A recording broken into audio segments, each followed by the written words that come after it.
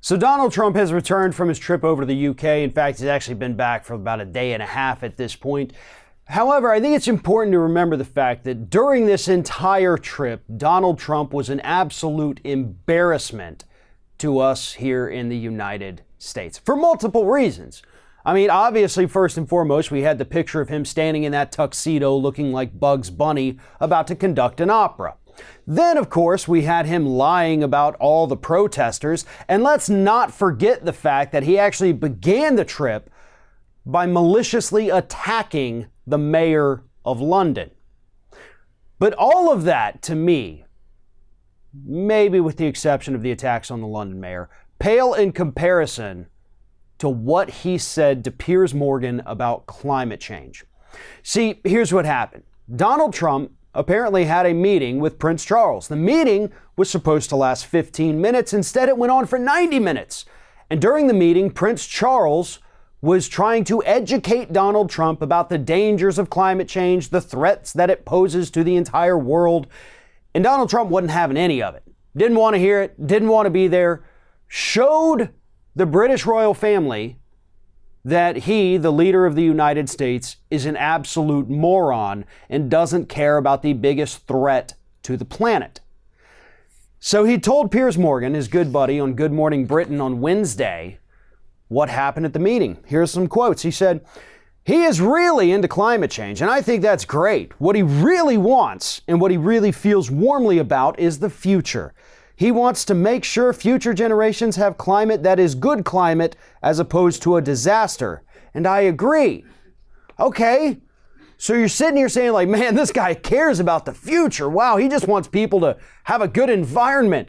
And I totally agree with that. And then Donald Trump added this. He said, "I did say, well, the United States right now has among the cleanest climates there are based on all statistics.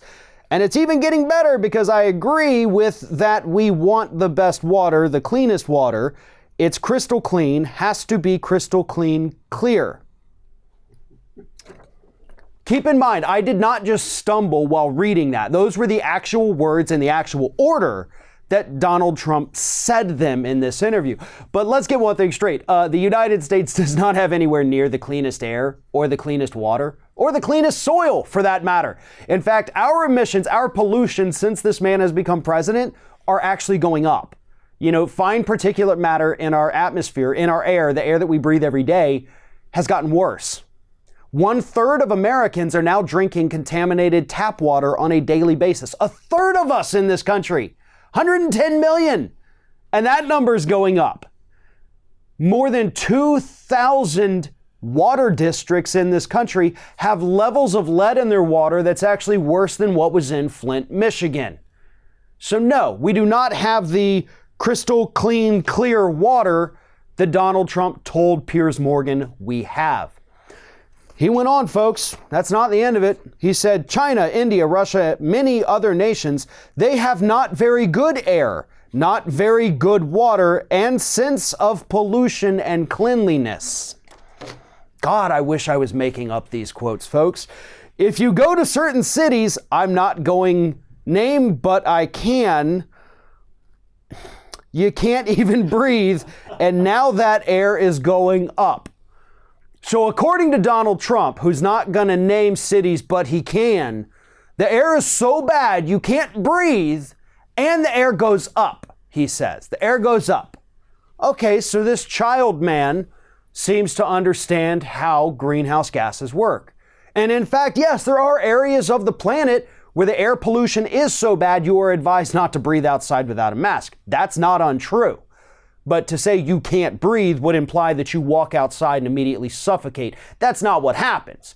You just breathe in all these particulates that basically go in your body and destroy it.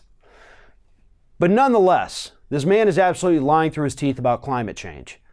And I haven't even gotten to the biggest lie yet. Here it is. "I believe there's a change in weather, and I think it changes both ways. Don't forget, it used to be called global warming. That wasn't working. Then it was called climate change. Now it's actually called extreme weather because with extreme weather, you can't miss." Yes, he's actually technically accurate here because the weather does change both ways. Right now in the United States, it's summertime, so it's hot. That's the weather. In the winter, in some areas of the country, it will get cold and it will snow. So that is another change in the weather, as Donald Trump correctly pointed out. But climate change is not weather change. And that's the big difference. That's what sets Donald Trump apart from the scientists who actually understand what they're talking about. Climate is not weather. Weather is what happens to be happening on any particular day, in any particular moment, on any particular area of the planet. That is weather. Trends over time. What happens to entire ecosystems? That is climate. And Donald Trump doesn't seem to understand the difference. So on his final day of this UK visit that was an embarrassment from the start, Donald Trump gave the most embarrassing interview that we have seen from him thus far in his tenure as president, because he doesn't understand basic science, and that was broadcast for the entire world to see just how dumb our president really is.